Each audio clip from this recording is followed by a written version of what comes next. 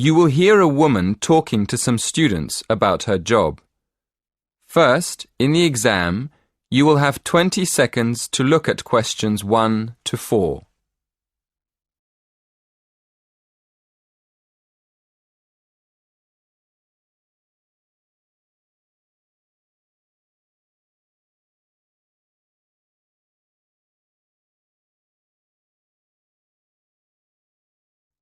Listen carefully and answer questions 1 to 4.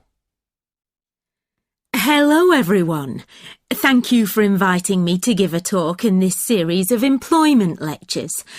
I'm here this evening to tell you about my job.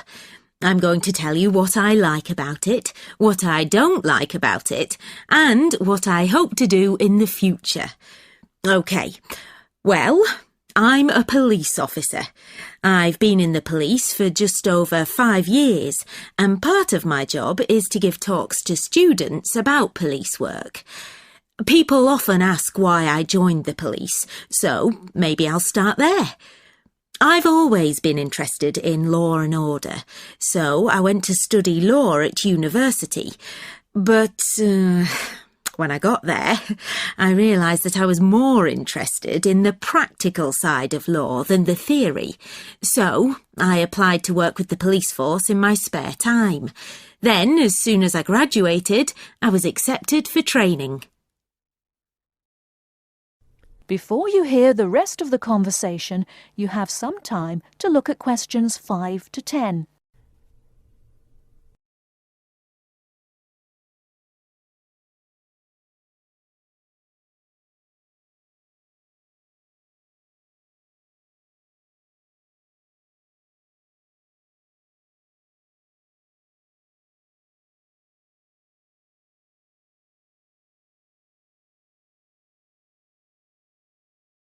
Now listen and answer questions 5 to 10. As you know, our job is to protect the public from criminals and defend the law. So obviously, the police force has to work every day of the week, day and night. This means we're often at work when everyone else is relaxing with friends and family, and we can't always be around for special occasions like birthdays and New Year's Eve. On top of that, we have a lot of extra work at weekends, especially when there's a football match and the fans are out celebrating. So, our working hours are one disadvantage of police work. A lot of the time we have to work with the public to avoid problems, and we get special training for that. But we can't always prevent trouble. So, another disadvantage of the job is the danger. I mean, we know that some of the people we have to arrest will attack us. Now for the advantages. Well, one of the advantages is that police work is well paid. As I've said, it's a difficult job, and police officers work hard for their pay. But there are many more advantages. For example, sometimes the work's fun, especially when we have to protect famous people from their own fans. I've met quite a lot of celebrities in my job, and I must say I enjoy seeing them close up and finding out what they're really like as people. But for me, the biggest advantage is the job satisfaction. Speaking for myself, I would say I get the most job satisfaction when I help someone, or solve a problem in a community. And in the future, I'd like to train to be a detective. I think I'd be good at that. That is the end of part 1. You now have half a minute to check your answers.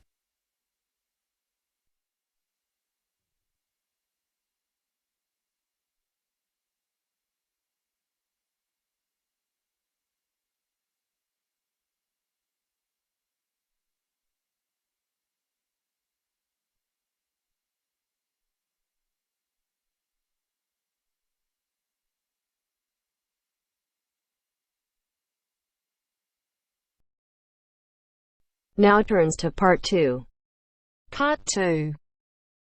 You will hear a talk at an open day at an alternative health club. First, you have some time to look at questions 11 to 15.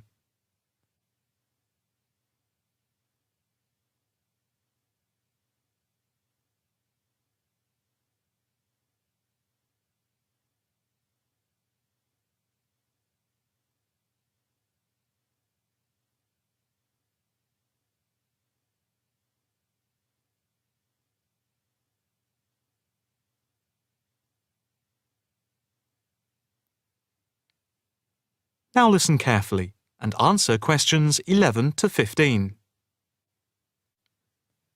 Good morning and welcome to the open day of our new alternative health club here at Chelsea Bridge. I have to say it is very pleasant to have so many people turn up. My name is Harry Wilkinson and I work as one of the 9 permanent staff members employed here at the club. The main aim of the open day is to give you a quick tour of the building. But before we do that, I'd like to introduce you to a few people employed at the club. Not all of us are here at the same time. In case you need to contact any of us, our contact details are here on the notice board below the photographs.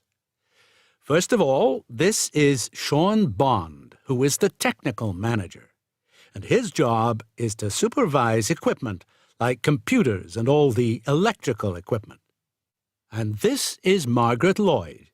Her main function is to oversee training, and she is therefore in charge of all the full and part-time therapists.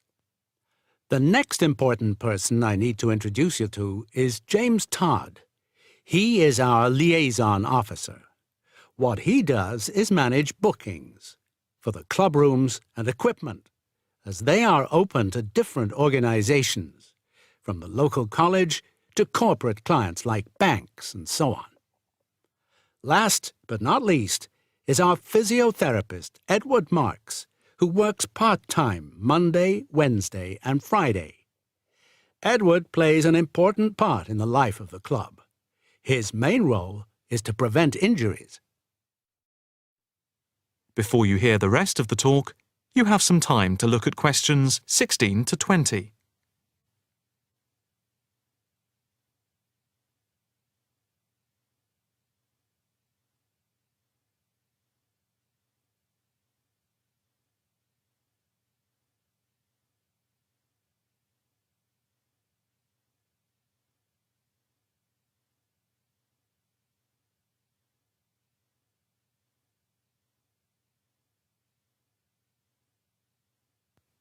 Now listen carefully and answer questions 16 to 20. Now for the various amenities. You see that the club has quite a large capacity and is arranged over 3 floors. There is a lift by the reception and the stairs. On the ground floor there are 2 large halls which are used for yoga, tai chi, Pilates, and dance and fitness classes for different age groups, with a shop and cafeteria over here. On the first floor we have a full range of fitness machines, which are available in the large central hall, around which there are various offices. The changing rooms are also on this floor. On the second floor there is a series of small therapy rooms with waiting areas for clients. These may be booked by individual therapists. There are also 3 classrooms, which are used for teacher training and group therapy classes. We have a very extensive therapy training program accredited to the University of Manwich, with training in counselling, for which we have 3 programs at the moment. As regards the various types of yoga, acupuncture and the Alexander technique, there are currently 9 different training classes going on. Information about the training can be obtained from the brochure, which you can pick up at reception and from the club website. There will be a chance to talk to trainers for those interested in counselling this Saturday at 10 a.m. For yoga, etc., there will also be an informal gathering of trainers on Thursday at 4:30 p.m. So, if you are interested in becoming involved, this is your chance. That is the end of part 2. You now have half a minute to check your answers.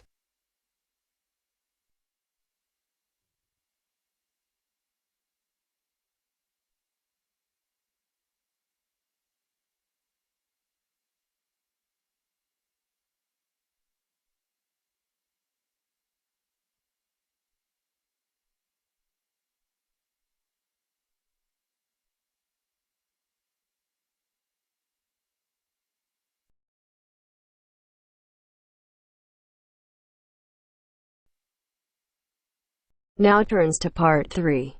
Part 3. First, you have some time to look at questions 21 to 25.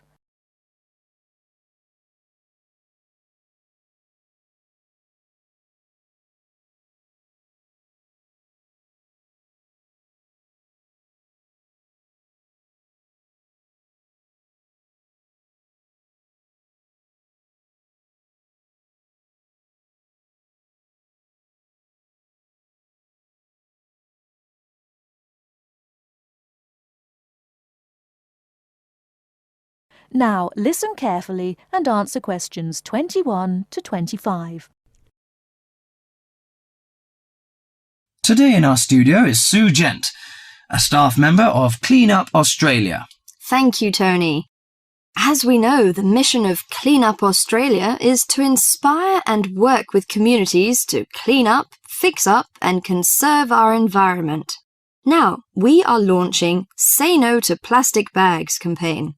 The focus is to enable shoppers and retailers to reduce the number of plastic bags handed out at checkouts. How much do you know about plastic bags? Plastic is a recyclable resource. They are manufactured from non-renewable resources like oil and gas. The embodied petroleum energy contained in 8.7 checkout bags is enough to drive a car 1 kilometre. If plastic is not recycled, this embodied energy is lost from the resource chain. An estimated 36,700 tonnes of plastic bags are disposed of in landfill sites throughout Australia each year. Australians dump 4,000 recyclable plastic bags into landfills every minute. How does plastic litter harm the environment? Many thousands of seabirds and marine mammals die every year around the world as a result of plastic litter. When the animal dies and decays, the plastic is free again to repeat the deadly cycle. There are 2 reasons that plastic bags are particularly problematic in the litter stream.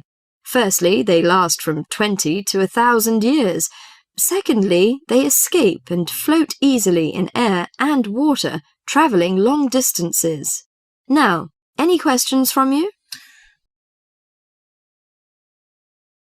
Before you hear the rest of the talk, you have some time to look at questions 26 to 30.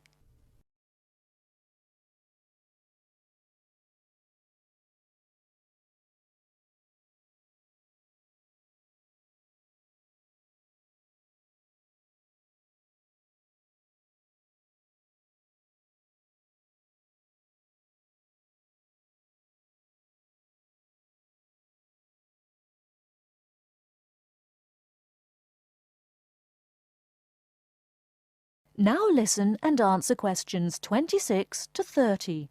How can I help reduce the number of plastic bags used? In addition to saying no to plastic bags at supermarkets, you can help reduce plastic bags at convenience stores and takeaway food shops. These retailers account for 47% of single-use plastic shopping bags.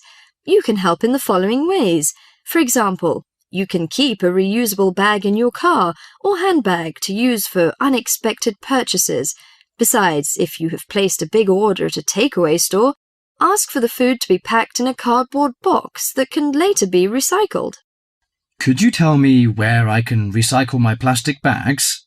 Well, most larger supermarkets and local Stockland shopping centres have recycling facilities available. Remember to turn bags inside out and remove any receipts and food scraps before recycling. Contamination can cause problems in production and prevent recycled plastic from being used. What happens to recycled plastic bags? Plastic bags are recycled to make garden furniture, garden sleepers, flower pots, and new plastic bags. Should I use biodegradable plastic bags? A biodegradable product is one that breaks down safely, by biological means, into the raw materials of nature and disappears into the environment. There is currently no Australian standard for biodegradable plastic bags. This means there is no guarantee that bags will completely break down, as claimed by their manufacturer. Until an Australian standard has been developed and these bags have been tested, Clean Up Australia cannot recommend using plastic bags that claim to be biodegradable.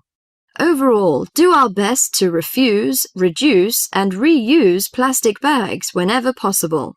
If you throw plastic bags away, tie them in a knot. This limits the chance that they'll blow out of a bin or blow away in landfills. By following a few simple steps, we can stop plastic bags from blocking our drains and creeks, injuring our precious marine life, and harming our wildlife.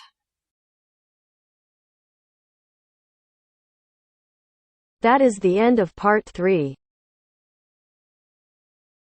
You now have half a minute to check your answers.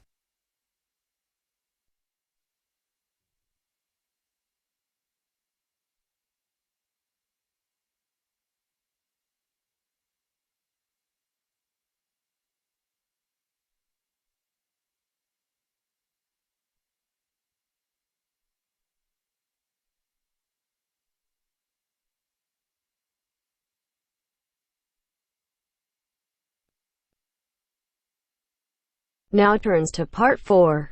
Part 4. Listen to somebody giving a talk about homelessness and check your ideas. First, you have some time to look at questions 31 to 40.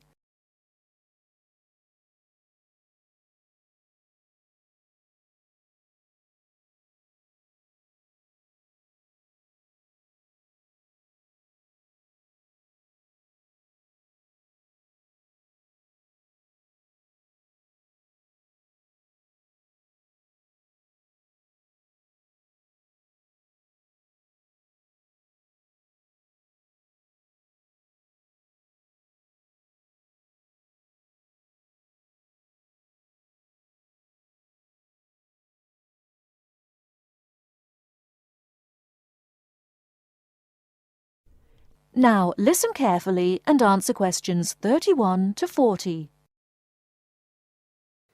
Now, I'll start by explaining what homeless means, and it means a little more than simply sleeping out in the street.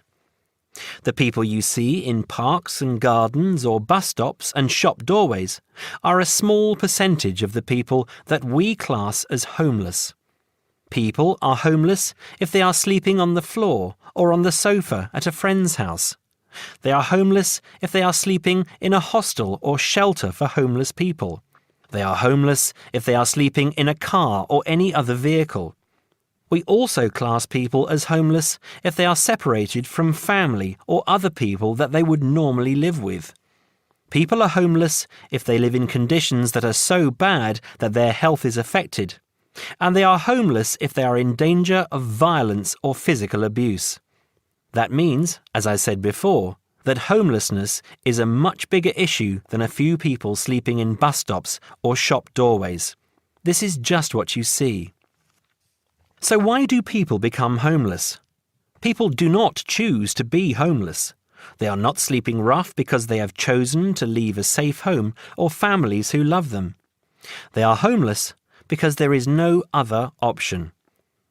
People become homeless because they are poor, because they cannot afford to pay rent, or sometimes because they cannot afford to pay the mortgage on a house or apartment that they have bought.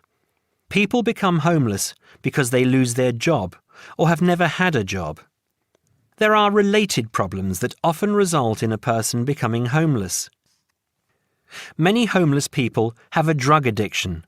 They are either homeless because they spend their money on drugs, or they have become addicted to drugs because they are homeless. A high percentage of homeless people have mental health problems and find it difficult to make the decisions about their lives that most people can make. A number of homeless people are ex-prisoners. When they are released from prison, it is very difficult to find a job and a place to live. Many people become homeless because the owner of their home, a landlord or landlady, evicts them. If people have lived in the same place for a long time and then suddenly lose it, they can find it impossible to afford the increased rent for a new home. Many people have to move out of the place they live because it is dangerous. A young person may have a violent father or a wife a violent husband. These people are too afraid to stay in their home and they risk making themselves homeless. Finally, in many parts of the country, there is just not enough housing, certainly not enough housing that poor people can afford. The increase in the value of property has made life difficult for many people, not just homeless people. I'm sure many of you will understand that. So, how do we deal with a problem as big as this? It isn't easy. In this country, people with very poorly paid jobs or no jobs at all receive some kind of financial support. In some cases, all or part of their rent is paid by the government. This helps to stop people becoming homeless. But if you are already homeless, it doesn't help. Most towns, like this one, have shelters for people who are temporarily homeless, but they cannot stay at them permanently. They have to move on after a certain period of time. Some towns have food kitchens where homeless people can get a meal 2 or 3 times a week. The problem is that shelters and food kitchens don't really deal with the cause of the problem. They deal only with the effect. People can stay in a shelter for a while, but it will not help them to find a home of their own, and that is what they need, of course. Now, I'm going to go on in a moment to talk about some of the suggestions that have been made in terms of dealing with homelessness. Ideas for dealing with the problem in a more permanent way. I'll also talk about some of the programs that are in place and are in some cases very successful in other parts of the world. Before that, does anyone have any questions about what I have said so far? That is the end of part 4. You now have half a minute to check your answers.